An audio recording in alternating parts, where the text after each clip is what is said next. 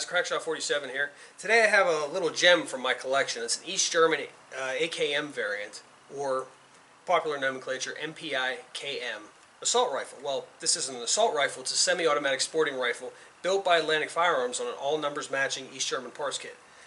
Now this particular firearm is very interesting historically. It's a very unique AKM variant, both for, well, not just its history in terms of being the main assault rifle for the DDR, but also in terms of its kind of unique characteristics that differentiate it from most AK variants. Now keep in mind, it's very similar to most AKMs. However, there are some key features that really make this thing shine relative to others. Now I'm going to put this on the table, we're going to take a quick look at it, and I'll show you some of the features of the rifle, as well as some of the identifiable characteristics. Now before I get into the specs and some of the unique characteristics of this rifle, I kind of want to introduce it properly. The MPi-KM was a locally produced East German variant of the Soviet AKM assault rifle, chambered in 7.62x39. We kind of already touched on that, but I wanted to reinforce that. What cosmetically differentiates this rifle from others is its use of rudimentary polymers in place of more traditional wooden furniture. Now this rifle features a hollow plastic pebbled buttstock, along with a plastic upper handguard complementing either a wooden or Bakelite lower handguard. The Bakelite becoming more popular in later years, and more later versions of the gun as well, like with the AK-74 variants as well that came later on, which I'll discuss in a little bit more detail. While East German authorities often try to project the image of an independent state neutral from the intrigues of of Soviet political posturing, they nonetheless contributed heavily to the global arms race, spurred on by the U.S.-Soviet competition during the Cold War.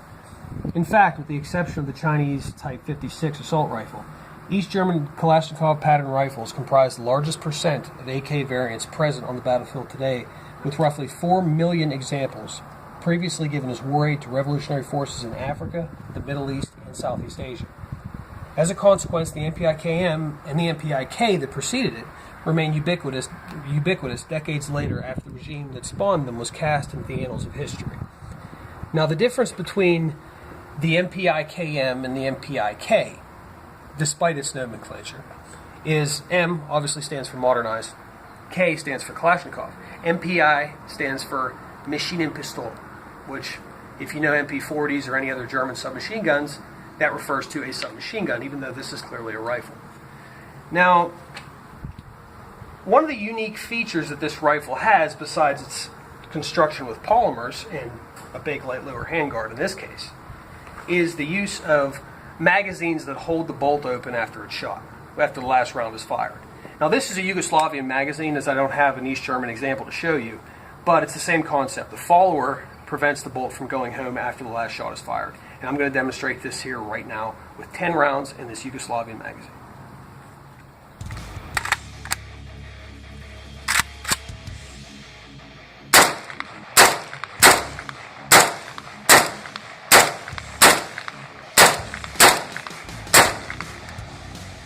Alright guys, as you can see, the magazine follower held the bolt open.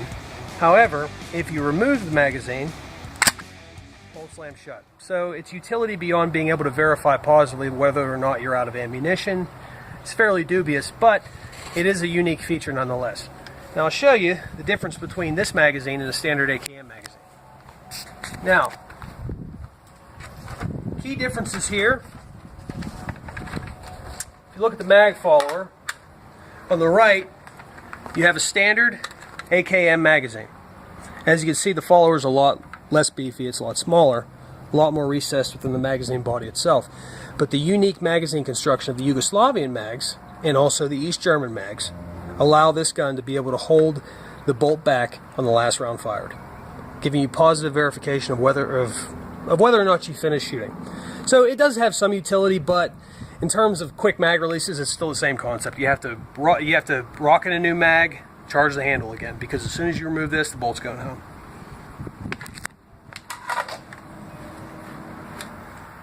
This gun right here is extremely unique in my opinion. It's one of my favorite rifles. The AK-47 itself is probably my favorite rifle, and its variants thereof. But the East German model, because really just the way this gun looks, is just gorgeous. Now, it is also, another appealing thing about this is the gun's relatively exclusive. And we're going to get into that a little bit later, but I first want to talk about a little bit of history about this gun in particular. Okay, and in terms of history, in around 1957, East Germany negotiated an agreement with the Russians to produce the 7.62 by 39 millimeter AK-47 under license. Now keep in mind that's the milled variant of the gun. That's the first generation of the AK-47. With the first prototype being constructed the following year. However, although East Germany desired to independently produce its own indigenous variants of the AK-47, they ran into several snags as early as 1958, the following year. Due to a lack of skilled labor in post-war East Germany, quality control issues were a significant hindrance, with a mere 8,400 rifles out of a projected 30,000 built in 1958 alone, and defective parts rates ranging consistently between 27% and 49% until the early 1960s.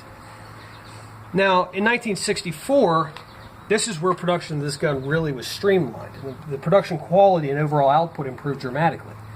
As from 1961 to 64, workers' wages became tied to the quality and quantity of the parts produced, as well as the finished rifles themselves, with the cost of replacing defective parts being deducted from workers' wages. Now keep in mind, it was around this time that, in my opinion, this gun surpassed the Russian example in its quality. I think when it came to AK-47 variants, the East German AK-7 is by far one of the best examples. By 1967, once East Germany's technical prowess in the area of sheet metal stamping was restored to post-war level or pre-war levels, the stamped MPi-KM began to be produced alongside the milled mpi-k, K standing for Kalashnikov again, eventually dwarfing it by upwards of 142% by 1975, reaching 200,000 rifles per year by 1983. And keep in mind, as stated, by the early 90s, this gun was ubiquitous on battlefields across the world. In 1985, the mpi-k-74, the indigenous version of the AK-74, was produced alongside the mpi-KM as an eventual replacement. However, due to unforeseen technical difficulties and economic strains for East Germany, little more than 15,000 examples were produced, and production of the mpi-KM was halved. As the Berlin Wall fell in 1989, all exports of war materials, including Kalashnikovs, were frozen, and from February to April of 1990, the manufacture of all armaments was halted.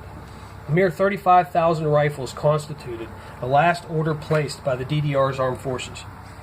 But while the empire that produced them from beyond the Iron Curtain faded into obscurity, the bark of the Kalashnikov continues unfettered into the 21st century, the bane of tyrants and freedom fighters alike. As for conclusions, as I stated in the beginning, this particular rifle was built in-house by Atlantic Firearms on an all-numbers matching 1986 MPi-KM parts kit, incorporating a US-made Nodak receiver and featuring a nitride anti-corrosive finish, as well as a nickel-plated charging handle, bolt, and piston assembly, as you can see in the stills. When I bought this rifle in 2015, the price was hovering around the $800 mark. However, as of 2018, East German parts kits have become remarkably scarce, with non-matching examples in the $700 to $800 range, and all numbers matching sets exceeding $900. As of the time of this recording, Atlantic Firearms kits bills of this rifle are out of stock. Now, Atlantic Firearms will typically note on their listings whether or not they expect more of a given product to be up for sale in the future, and in lieu of such, it's safe to assume that the stockpile of kits procured by Atlantic Firearms a few years ago is likely exhausted. That said, they're still available on the secondary market for around or slightly above $1,000. These rifles are excellent pieces of history, and, like the Russian Vepr and Sega rifles and the Chinese Polytechs, will undoubtedly prove to be an enduring investment, as their increased scarcity will, in turn, be reflected in their increased value. So, if you're looking for a truly unique, historically intriguing AKM variant, or something comparatively elusive to bolster your existing collection of shoulder thumpers, the East German MPi-KM will prove to be an investment bound to appreciate. Alright guys, East German AKM, MPi-KM, breaks down same as any other AK-47 or AKM variant. So, push in the plunger, comes right off, top cover, then your spring, hammer back, bolt comes out of its carrier, bolt piston assembly. Same standard fare, pretty much same with any other AKM. So, what you'll notice, which is a little different from the well, the military version, I guess. These are the old mil-spec parts. These are the original parts, but they've been nickel plated, as I kind of mentioned before in the video. And the bore is chrome lined. Other than that, it's got a Tapco G2 trigger, Tapco muzzle brake, and a few other ancillary parts in here to make this 922R compliant. Otherwise, it's essentially a East German MPi-KM parts kit.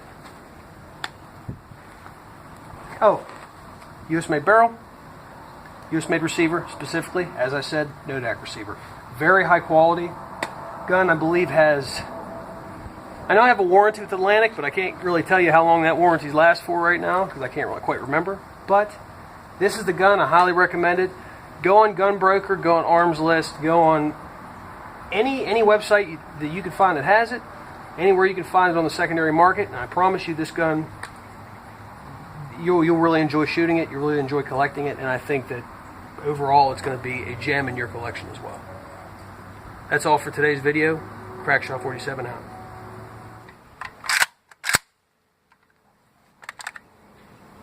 Fuck! Wrong magazine!